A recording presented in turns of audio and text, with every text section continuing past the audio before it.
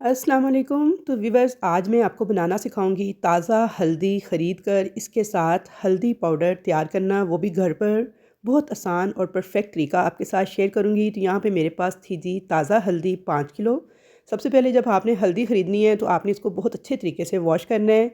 Wash करने के लिए आपने इसे किसी खुले टब वगैरह में डाल के आधे पौने घंटे के लिए छोड़ देना है, ताकि इसके ऊपर बहुत ज़्यादा जो मिट्टी लगी होती है वो सारी नरम पड़ जाए। और उसके बाद आपने एक एक पीस को इस तरह से हाथ में लेना है और खुले पानी के नीचे इसे अच्छे तरीके से वॉश करना है, क्योंकि हल्दी जो है ज़मीन के नीचे पैदा होती है, जैसे कि आलू उगते हैं, तो इसके अंदर बहुत ज़्यादा मिट्टी होती है। तो इसलिए आपने पहला इसका जो स्टेप है वो ये है कि आपने इसे वॉश बहुत अच्छे तरीके से करना है कि इसके ऊपर किसी भी किस्म की मिट्टी का या किसी भी डस्ट वगैरह का नामो निशान ना रहे। तो यहाँ पे मैंने इसे 1 घंटे के लिए भिगो के रखा था। उसके बाद मैंने इसे 2 से 3 खुले पानी डाल के ना नितार लिया था, ताकि जो जितनी भी मिट्टी वगैरह है ना वो सारी निकल जाए। उसके बाद मैं आपको अगला प्रोसेस दिखाती हूँ कि आपने इसे कैसे वॉश करना है। तो ये वॉशिंग वाला प्रोसेस आपने मुकम्मल देखना है, और आपने इसको किचन के सिंक वगैरह में वॉश नहीं करना, क्योंकि इसके अंदर से ढेरों ढेर मिट्टी निकलती है तो आपके सिंक को जो कि बंद कर सकती है।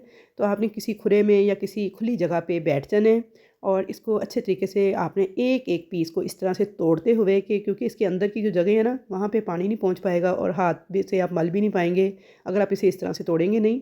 तो जो बड़े पीस हैं वो तो सीधे सीधे से इजीली साफ़ हो जाएंगे, लेकिन जो इस तरह के पीस है ना जिसके अंदर 3 3 4 4 पीसेज अटैच होते हैं, इनको आपने इस तरह हाथ के साथ तोड़ तोड़ के, तो हर जगह से आपने हाथ से मल मल के फिर आपने इसको साफ़ करना है बहुत अच्छे तरीके से। तो हल्दी जो है ये एक टोटली डिफरेंट चीज़ है। कुछ लोग समझते हैं कि ये अदरक ही की फ़ॉर्म है, तो इसकी शक्ल बेशक अदरक से ज़रूर मिलती है, लेकिन ये अदरक से टोटली मुख्तलिफ होती है। बहुत सॉफ्ट सी होती है, इसे जब तोड़ते हैं तो आसानी से टूट जाती है और अंदर से इसका ऑरेंज सा कलर होता है। तो यहाँ पे देखिए, ये सारी हल्दी जो 5 किलो के करीब थी, इसको मैंने इस तरह से तोड़ते हुए अच्छे तरीके से एक एक पीस को मैंने हाथ में पकड़ा है और अच्छे तरीके से वॉश करके एक टोकरी में डाल के रख दिया है। तो यहाँ पे देखें जी, ये साफ़ शफाफ हल्दी जो है मेरे सामने है। तो चलिए जी, अब इसका अगला स्टेप देख लेते हैं। तो यहाँ पे मैंने एक खुले बर्तन के अंदर पानी ले लिया है। 4 से 5 किलो मैंने पानी लिया है। इस पानी को आपने हाई फ्लेम पे बॉयल होने के लिए रख देना है, कि अच्छी तरह पानी जो है ना तेज़ उबलना स्टार्ट कर दे। तो यहाँ पे देखिए जी, पानी में बड़े तेज़ से जब उबाल आना स्टार्ट हो गए थे, तो अब आपने जो हल्दी धो के रखी हुई थी वो सारी आपने इस उबलते पानी के अंदर डाल देनी है। और उबलते पानी में आपने हल्दी डालने के बाद इंतज़ार करना है, क्योंकि जब हल्दी डालेंगे इसके अंदर तो पानी में उबाल आना बंद हो जाएंगे, इसका टेम्परेचर थोड़ा सा डाउन होगा। लेकिन जब दोबारा से इसमें उबाल आने लग जाए तो सिर्फ आपने 2 मिनट घड़ी से टाइम देख के टाइम नोट करना है। 2 मिनट आपने हल्दी को उबलने देना है इस उबलते पानी के अंदर, और उसके बाद आपने फ्लेम ऑफ कर देना है। हल्दी को आपने एक स्टेनर के अंदर इस तरह से निकाल लेना है कि ये ठंडी हो जाए। इसे हवा लगवानी है आपने, ताकि इसका जो कुकिंग प्रोसेस है ना वो फ़ौरन से स्टॉप हो जाए, और इसे आपने किसी टोकरी वगैरह में डाल के रख देना है। तो इसे कहते हैं ब्लांचिंग प्रोसेस, यानी कि वेजिटेबल्स को ब्लांच करने का तरीका। तो बस ये जो मैंने एक झटका लगवाया है ना, इसे उबलते पानी में डाला है और 2 मिनट के बाद निकाल लिया है, तो इसे ब्लांच करना कहते हैं। आप यूट्यूब पे सर्च करें, गूगल करें, तो आपको पता चल जाएगा कि वेजिटेबल्स को ब्लांच क्यों किया जाता है। तो मेरे बहुत सारे व्यूवर्स जो हैं, मैं क्योंकि हर साल ये वीडियो अपलोड करती हूँ हल्दी पाउडर बनाने की, तो वो मुझे यही कमेंट्स में कहते हैं जी, कोई कहता है मैं कच्ची हल्दी को सुखा लेता हूँ, कोई कहता है जी मैं तो बस ऐसे ही हल्दी लाता हूँ, धोता हूँ इसे और सुखा लेता हूँ। यानी आप इसे उबाले नहीं, उबालने से इसके जो असरात हैं वो ज़ाया हो जाते हैं। तो यकीन करें, इस तरह के जब इतने ज़्यादा कमेंट्स मुझे आए, तो फिर मैंने प्रॉपर इसके ऊपर तहकीक शुरू की कि इसे क्यों बॉयल किया जाता है, क्योंकि ये मेरी मदर इन लॉ की रेसिपी थी।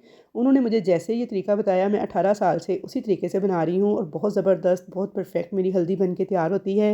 लेकिन आप लोगों के इन कमेंट्स ने मुझे मजबूर कर दिया कि मैं इसके ऊपर गौर व फ़िक्र करूँ। तो जब मैंने गौर व फ़िक्र किया तो मुझे इसका जवाब ये मिला कि ये ब्लांच करने का प्रोसेस है, और ये ज़रूर से करना चाहिए जब भी आपने किसी वेजिटेबल को, किसी फ्रूट को आपने स्टोर करना हो ज़्यादा देर के लिए। तो यहाँ पे देखिए जी, मैंने आपको 2 तरीके सिखा दिए हैं, एक हावन दस्ते में कूटने वाला, दूसरा ये कि छुरी से आप बिल्कुल छोटे-छोटे स्लाइस काट लें इसके, और तीसरा तरीका ये है कि आप इसे चॉपर में डाल के दरदरा सा चॉप कर लें।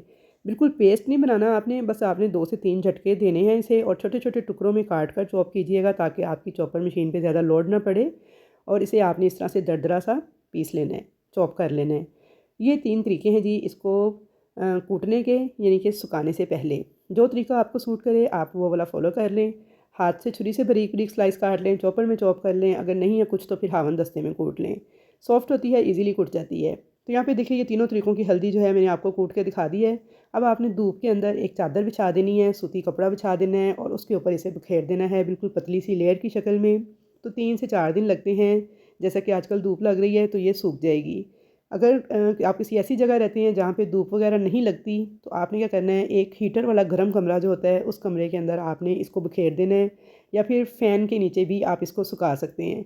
लेकिन आपने इसे किसी हवादार जगह पे सुखाना है या फिर हीटर वाले गर्म कपड़े में कमरे में सुखाना है, क्योंकि अगर आप इसे किसी ऐसी जगह पे छोड़ देंगे ना जहाँ पे नमी होगी, तो फिर क्या होगा, इसमें फंगस लगना स्टार्ट हो जाएगी 2 से 3 दिन के बाद, और हल्दी आपकी ख़राब होना स्टार्ट हो जाएगी। इसलिए आपने इसे बस उलट-पुलट करते रहना है। धूप में भी डेली आपने इसे उलट-पुलट करते हुए सुखाना है, और हीटर वाले किसी गर्म कमरे में भी जहाँ पे नमी वगैरह ना हो, या फिर पंखे के नीचे। जौन-सा तरीका आपको सूट करे उस तरीके से आप इसको खुश्क कर सकते हैं। तो यहाँ पे देखिए मैंने कपड़ों के ऊपर इस तरह से चादरें बिछाई थी धूप में, और हल्दी को बिखेर दिया था, तो मुझे तकरीबन 5 से 6 दिन लग गए थे इसको सुखाते हुए।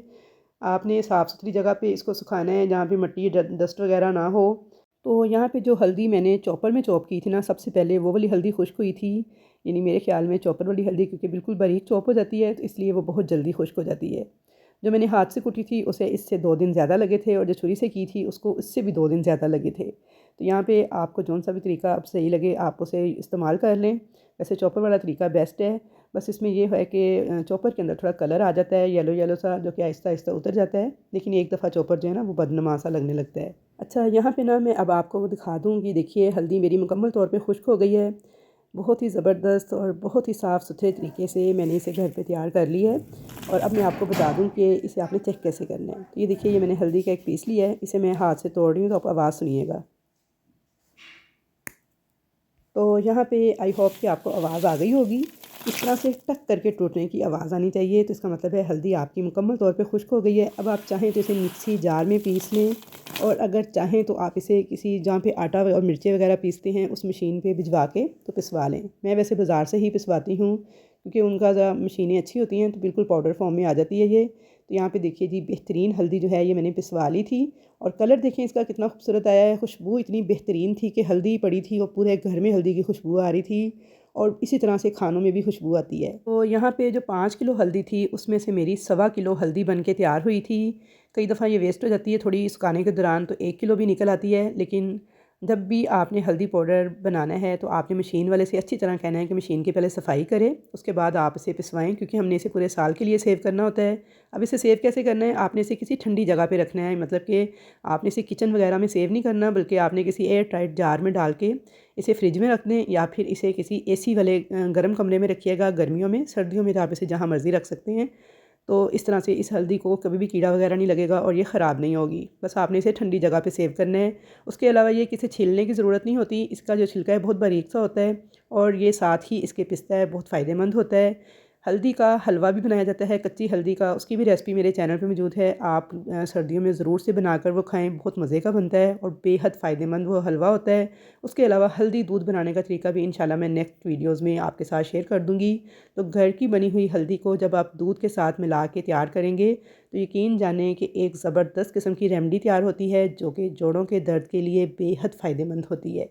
तो आई होप व्यूअर्स कि आपको मेरी आज की ये रेसिपी ज़रूर पसंद आएगी। रेसिपी अगर पसंद आए तो वीडियो को लाइक शेयर कर दें, ताकि ज़्यादा से ज़्यादा लोग जो हैं इससे फ़ायदा उठा सकें। तो इंशाल्लाह ताला मुलाकात होगी एक अच्छी नई रेसिपी के साथ। तब तक के लिए अल्लाह हाफ़िज़।